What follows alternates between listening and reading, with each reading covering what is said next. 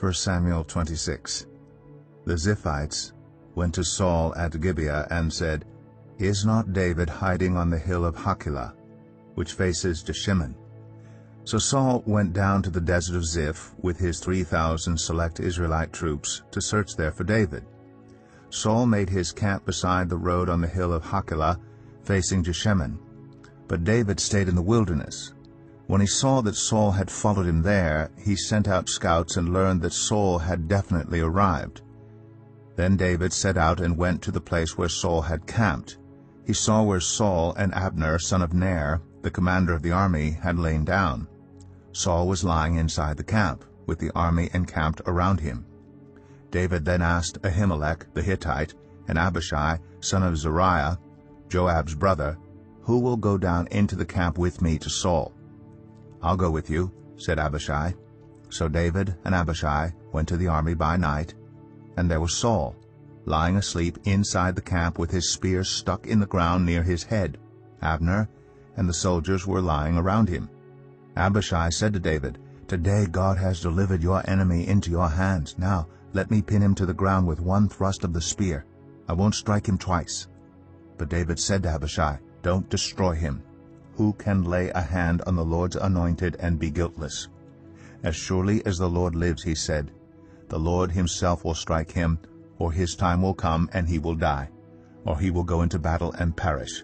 But the Lord forbid that I should lay a hand on the Lord's anointed. Now get the spear and water jug that are near his head, and let's go." So David took the spear and water jug near Saul's head, and they left. No one saw or knew about it, nor did anyone wake up. They were all sleeping, because the Lord had put them into a deep sleep. Then David crossed over to the other side and stood on top of the hill some distance away. There was a wide space between them. He called out to the army and to Abner, son of Ner, "Aren't you going to answer me, Abner?" Abner replied, "Who are you who calls to the king?" David said, "You're a man, aren't you? And who is like you in Israel? Why didn't you guard your lord the king? Someone came to destroy your lord the king. What you have done is not good. As surely as the Lord lives, you and your men must die because you did not guard your master the Lord's anointed. Look around you. Where are the king's spear and water jug that were near his head?" Saul recognized David's voice and said, "Is that your voice, David, my son?" David replied, "Yes, it is, my lord the king." And he added, "Why is my lord pursuing his servant? What have I done, and what wrong am I guilty of? Now let my lord the king listen to his servant's words. If the Lord has incited you against me, then may he accept an offering. If, however, people have done it, may they be cursed before the Lord.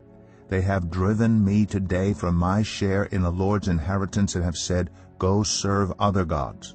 Now, do not let my blood fall to the ground far from the presence of the Lord. The king of Israel has come out to look for a flea, as one hunts a partridge in the mountains." Then Saul said, "I have sinned. Come back, David, my son, because you considered my life precious today. I will not try to harm you again.